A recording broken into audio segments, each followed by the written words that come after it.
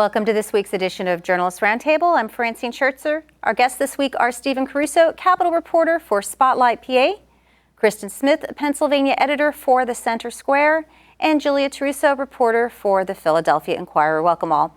Julia, I'd like to start with you. As we're coming off roughly a few weeks after the primary election, what do those election results tell us about the direction of the Republican and Democratic parties in Pennsylvania? Well, obviously, Pennsylvania has a later primary, so we're not usually a major decider. But I think we did learn some things in the primary this year. There was an uptick in write-in votes on the presidential Democratic line, and that was almost certainly a reflection of a campaign to get voters, to Democratic voters who were dissatisfied with President Biden, to write in uncommitted. Those numbers show that, Biden continues to have some problems with some key Democratic constituencies, including young voters who are frustrated with, how he's handling the war in Gaza. And on the Republican side, the former presidential candidate, Nikki Haley, still brought in a large number of votes in Pennsylvania, in Philadelphia, in the Philadelphia suburbs, which shows, I think what we already know from polling, that a lot of voters are dissatisfied in both their choices this year. And if you give them the opportunity to vote for someone else on the ballot, they will, and they did in the primary. You'd written that roughly about 500,000 of Philadelphia Democrats did not vote in the primary. How does that bode as we head into the general election? I think it is very tricky to compare a primary to a general election. The nominees on the Democratic side were all wrapped up, while the elections lower down on the ballot are absolutely important. They don't drive out the kind of turnout that we'll see in November. That said, in a state as highly contested as Pennsylvania, turnout is going to be hugely important. And I think both parties are going to look at kind of, even if it's not an apples to apples comparison, where turnout was really lagging, and consider what they might need to do ahead of November. Do you have any sense of what Republican or Democratic Party officials are doing to drum up enthusiasm? Are they working with local officials, or how are they getting their word out? So President Biden's campaign has already blanketed the state in like 24 or some campaign offices, including a high concentration in Philadelphia and the suburbs. They've hired a lot of staff. We've seen the president travel to Pennsylvania. Feels like every other week. It's probably about once a month. Former President Trump has a more limited travel campaign schedule, but he does, do these kind of one-off big rallies. And when he's done them in Pennsylvania, they've drawn a huge number of people. He did one in the Lehigh Valley somewhat recently, and just last weekend in Wildwood, New Jersey. Obviously not Pennsylvania, not a swing state, but drew a lot of people from the region. And so I think, we're seeing both candidates, and we're going to keep seeing both candidates. As you noted, Donald Trump appeared at Wildwood, New Jersey, just over a week ago. You had reported that 2 out of 3 of the ranking officials in that town are under their own indictments. Do you think that the former president's legal troubles will impact him significantly in this race? We have not seen an indication of that. In polling, both, as I mentioned, Trump and Biden are unfavorable. And I'm sure, part of that for Trump are his legal troubles. But among his core voting groups, among his core supporters, they've said it motivates them. There was a poll just this week that asked voters about the issues too, and Trump was leading on almost all of the issues, including crime, despite the fact that he's sitting in a Manhattan courtroom several days a week. Do you think that there are regions of the state that voters are perhaps willing to look past somebody's legal problems if they like what that office holder has done? And is Philadelphia one of those regions? I don't know if it's a particular to the region a voter is from so much as how they feel about these candidates. And I think there's how they might feel about the economy, what the main issue is to them, and with these limited choices they have, who they think can make their lives better.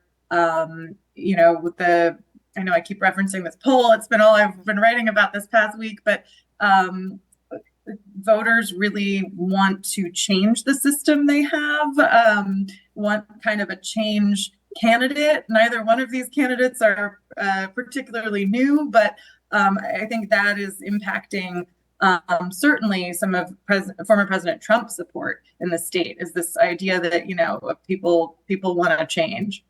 Stephen, you're nodding. Go ahead, please. Oh, if I can jump in, I'd say it seems like from going to I'm thinking about primary day, going around talking to voters, there's a lot of voters who seem very interested in when voters are coming up who to vote for. I don't know if they go down the checklist of what is someone's position and what are they under indictment for, that I think people kind of vote on vibes. And it seems right now there's a lot of people who do really like Trump or Biden's brand, but it seems also it's very, very early. But when you start throwing third-party candidates like RFK Jr. into polling of this race, they end up getting sometimes 18%, 20% of the vote. Is that going to hold until November? I have no idea. But it seems like in general, there's a lot of just frustration with status quo, and that those voters usually come home to one or the other party in the American system come November. But at least right now, it feels like there's a lot of noise of voters who just are why do we have to pick between these two candidates again? It's a rematch of 2020, and that seems like it's kind of sticking in some voters' craw. Do you think the lack of voter enthusiasm among younger voters has to do with the candidate's age or about specific issues and positions?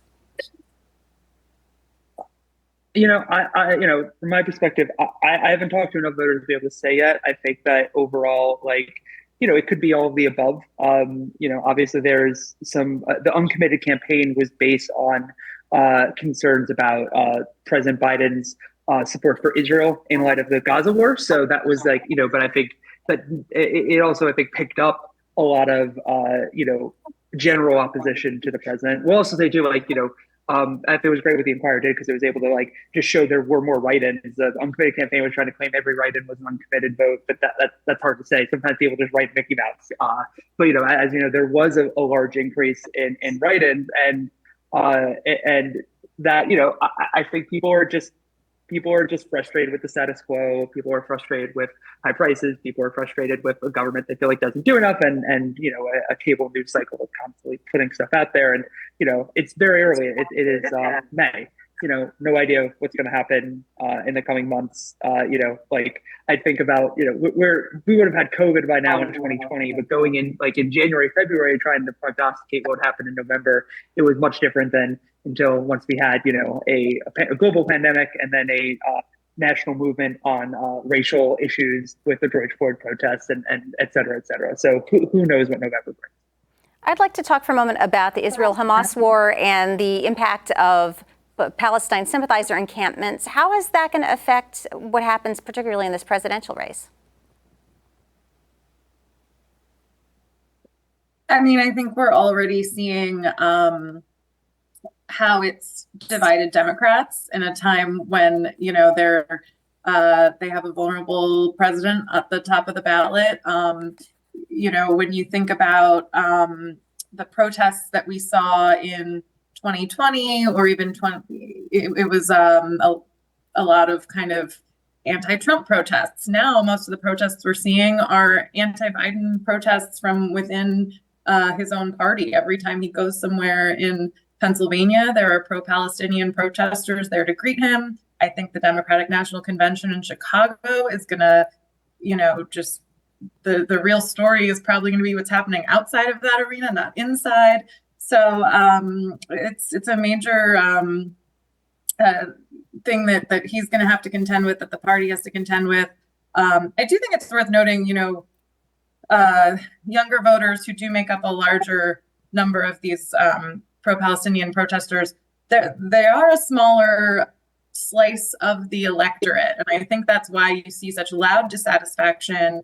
But, you still see Biden running somewhat evenly with Trump in Pennsylvania, because older voters who do vote more tend to be more in line with Biden's, approach to the war. I think that sentiment is reflected too in how some of our Democratic leaders in the state approach this issue. Governor Josh Shapiro has been very adamant that the protest, for example, at University of Pennsylvania needs to be disbanded. He was very frustrated and alarmed by the situation there. He believed that it had gotten out of control. At the same time, he applauded the way other universities in the state had handled it. University of Pittsburgh comes to mind. So there's, for someone like Shapiro, who has broad appeal among the party, his stance, I think, is more reflective of a whole of the Democratic electorate in Pennsylvania. I agree that pro-Palestine sliver of the electorate is small. Jillian McGoldrick of the Philadelphia Inquirer noted that Governor Shapiro's comments came just prior to the encampments at the University of Pennsylvania being disbanded. However, he was aware of the plans to disband those encampments in advance of his comments. What do you think about his tactics to make his comments just prior to something that he knew that was going to happen? It's the obvious conclusion, although I'm not inside his head, so I don't know for sure. But it appears as if he's leading from a position of strength, that if he knew that this was coming, that he was lockstep with university leadership and was giving them, I don't want to say political cover, but if he's aligned with them, I think that carries greater weight as opposed to what happened a few weeks prior when the university reportedly asked city police to get involved, and they said not until it becomes violent or someone needs to be arrested. So it was an interesting few weeks as far as that goes. And I should add too, with Penn, there's some politics to this too. As we head into budget season, Penn has a veterinary school that actually receives an annual appropriation from the state. I think we're about somewhere in the tens of millions that goes to them. It actually wasn't approved as part of the most recent budget. It was like the only thing that you could technically say last year's budget was uncompleted, because amid they finished that off in December, and that was coming amid some of the early protests against the war in Gaza. And also there was the former president, McGill of the university, was brought before a congressional panel because of things that upset conservatives and Jewish advocates and leaders, that she was condoning hate speech on campus. That led to that funding never going through. So, Penn's also in this tricky position of, they're not only trying to, handle this, but they have the PR issue of like, how do we make sure we're addressing this in a way that will make policy leaders not hold this against us when it comes to June, in time for us to get their appropriation, which, like I said, they didn't even get last year amid all of the Israeli turmoil. Well, we're talking about Governor Shapiro. Stephen, you had written about his updated code of conduct for administration, advising that scandalous or disgraceful behavior could result in discipline or termination. Does that pose a First Amendment concern? Well, there are definitely folks who are saying so, including the state ACLU.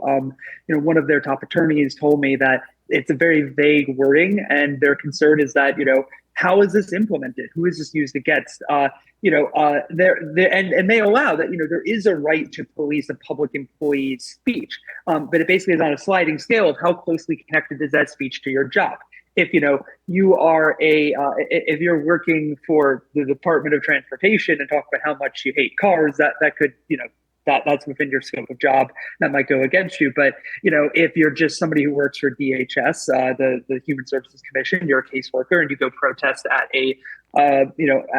against the war in Palestine, there was concerns like, could this be used against you under this policy? So they still, you raise those. We've heard that from other reporters too, including folks who oppose the war in Gaza and hope to see a ceasefire there. The governor, as we've talked about, he's the supporter of a two-state solution. He's made his support for Israel vocal. There are concerns that this policy could be used against folks who might go up and show up at protests. So far, if that's going to happen is unclear, but it definitely raised the alarm bells among civil liberties advocates, that, especially because there was an accompanying email that went out to top Shapiro cabinet officials that Spotlight PA was able to acquire, that had one of his top administrators noting to people, we view boycotts, confrontation, social media posts, all as potential avenues for hate speech. And that really raised the concerns of folks that, is this going to be targeted against folks who are trying to make their views on the Israel-Palestine war known publicly, even if it has nothing to do with their actual role in state government? I'd like to shift our focus just a little bit. Julia, you've been reporting all week, as you mentioned, on a poll that was released by the Philadelphia Inquirer, New York Times, and Siena College. Let's talk first about U.S. Senator John Fetterman. He is not running for re-election at this time. However, in your article today, you note that his favorability rating is 48%, just 1 point lower than Senator Casey's. Why do you think Senator Fetterman's been covered by the media so heavily? It's a great question. I think from the moment John Fetterman came on the political scene, he was a candidate unlike other candidates in his style, in the issues he got involved in, early on, marijuana legalization. And as his political trajectory has continued, his story has gotten even more kind of fascinating, surviving a stroke during the 2022 primary election, becoming the senator from Pennsylvania. And more recently, he's just become extremely outspoken with his pro-Israel views, to the disappointment of a lot of progressives who felt they helped, get him elected, and that he's kind of turning a cold shoulder on them, and sometimes kind of with the trolley vibe that he brought to his campaign, honestly. I think with Fetterman, it's not just that he has a very pro-Israel stance, which a lot of senators do. It's that it's kind of the mannerism in which he's gone about weighing in on every issue, being out in front. But as that polling shows, he's gotten some support from Republicans. He's gotten support from a lot of Democrats who are with him on the issue. And he's just someone who kind of captures voter and media attention. In that poll, we saw that more voters know who Fetterman is than Senator Bob Casey, who's been in the Senate since 2007, who's up for re-election right now. And, by a significant, I think, 6 or 7 point difference. So let's refer back to the poll one more time now and look at the U.S. Senate race. Note that Democratic U.S. Senator Bob Casey leads his opponent, Republican Dave McCormick, 46% to 41%. You'd previously written about Senator Casey being compared to oatmeal. What makes him appealing as a candidate? I can't take credit for originally coming up with that comparison, but it's one that has stuck and that the senator himself has joked about. Yes, I think, when you ask people about Bob Casey, you get words like dependable, kind of institutionalist, boring. He's someone who has been a representative of Pennsylvania in the Senate for quite some time. He doesn't have the personality of a John Fetterman or of a lot of senators who kind of, spend time doing the cable news circuit or what have you. So I think part of his challenge in this race is kind of for both he and McCormick. There's going to be a lot of focus on the presidential election. The two of them are much more traditional candidates than you have had in past Senate elections. So kind of how to stand out and appeal to voters. On the other hand, a lot of Democrats would say that Casey's oatmeal vibes are part of his strengths, that people, like reliable, kind of unsurprising candidates in Pennsylvania. The issue of residency was problematic for Mehmet Oz 2 years ago in the U.S. Senate race. Do you think that Dave McCormick's going to continue to have similar problems with residency? I think it's a little too soon to tell. The poll showed that for all of the Democratic attacks against McCormick and, saying he lives in Connecticut, there's still about 34% of people who either have never heard of McCormick or don't have an opinion of him yet. There's going to be millions poured into the Senate campaign in which Democrats try to make that attack stick. And there's going to be millions that McCormick pours into the campaign, showing, his roots in Bloomsburg, Pennsylvania, where he wrestled, and his military background, business background. I do think Republicans would say he's a much stronger candidate than Oz was. So it's possible those residency attacks aren't quite as effective. I'd like to shift our focus now to the state budget. We are just slightly over a month away from the state budget deadline of June 30th. Christen, you've been writing about a lot of pieces that are starting to move focused on the state budget. Can you talk a little bit about areas of agreement, things that you think might be included in the budget negotiations? So again, this is the second year. Shapiro's first year with the budget was uncharacteristically topsy-turvy. Again, this year you see that Senate Republicans are coming out of the gate strong with their school voucher plan. This is something that really stalled negotiations last year, was a huge reason why our budget was 6 months late in getting completely done. So that's already coalesced. Now, Republicans recently came out with a tax cut plan that they say would save $13 billion, taxpayers $13 billion, I should say, over the next 5 years. What's interesting about this is they want to reduce the personal income tax level and cut the gross excise tax on electricity bills. And what's interesting here is that what it will do is reduce the state's revenues by a significant amount, $1.5 billion in the coming year, $3 billion each year after that. So within the next 5 years, our financial position is going to be in a very similar place to where they criticize Democrats for putting the state, because Democrats also want to invest in taxpayers, but their idea is flip-flopped. They want to spend on programs. The end result here is that both parties want to attract more people to Pennsylvania, keep more people and businesses in Pennsylvania. So their arguments are that their differing strategies are going to have the same results. The pessimistic side of the coin is that both of those strategies are going to leave Pennsylvania in a deep budget hole when they have to spend down reserves and their rainy day fund. So the agreement here isn't so much on strategy so much as it is on what is endgame. How serious do you think Senate Republicans are about actually spending down the rainy day fund?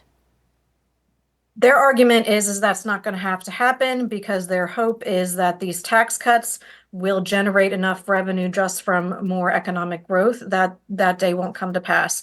Conversely, Democrats are saying their plans will improve our economic outlook and grow the economy, and we'll get that money back via tax revenue. So really, it's two sides of the same coin. They're each going to have their own spin on which plan is better. But like most things in government, the final result's going to be somewhere in the middle. Democrats have the leverage as always because of Shapiro and the governor's mansion. So will they have the strength that they somewhat flexed last year?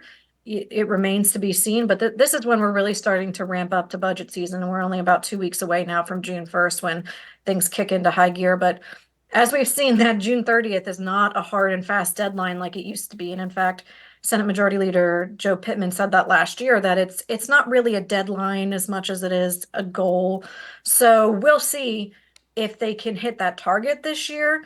It doesn't appear that the relationships have changed drastically here. So whether the dynamics fall into the same old pattern, we're going to have to watch and find out. It'll be illuminated greatly over the next few weeks. Stephen, what issues do you see being pulled into budget negotiations, or do you see any obvious areas that you think are likely to be included? I mean, look, you always have to start off with education policy. The state has a big ol' ruling from Commonwealth Court saying that we were unconstitutionally underfunding poorer school districts. That's something that Democrats have made a top priority in terms of addressing. They say this should come down mostly to pouring billions more dollars into public education. Republicans who control the state Senate have said, not so fast. We're willing to agree to more spending, but also there should be some structural changes to schooling. And also they've continually plugged, and this was with the support of Governor Josh Shapiro, school vouchers, the state providing money to give students in these low performing districts dollars to go to seek out a private school. That is what we had a late budget last year. The governor, always leaves things off in the budget talks by introducing a bunch of proposals. He put increasing state funding for public transit, some investments in housing and healthcare and economic development, all on the table. I think these are all things we could see. We're going to see. They're all things that have various degrees of bipartisan support. I think Christen put it really well that kind of the debate here is like everyone has kind of finally agreed that like we are in a good financial position. There is, I think, a little bit of back and forth. The issue, like in this very moment, the issue is more what happens when you spend all that money in your savings account down the line, and you're still, because the state has a structural deficit, which means we spend more every year than we bring in. We're just on the line. And we've been able to balance the budgets off of, expanding gambling or just borrowing money or shifting costs, doing things in funky ways.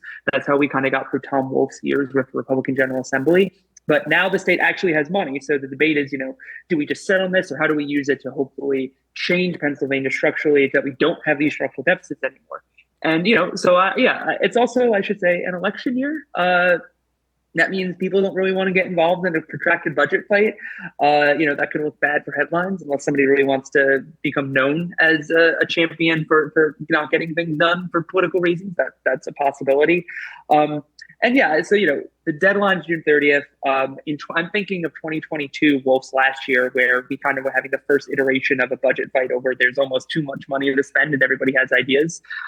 In that year, the budget was like, I think about a week and a half late, and that at the time it was an impasse, but everyone was kind of like, we're still talking, we just need more time to hammer out the right deal.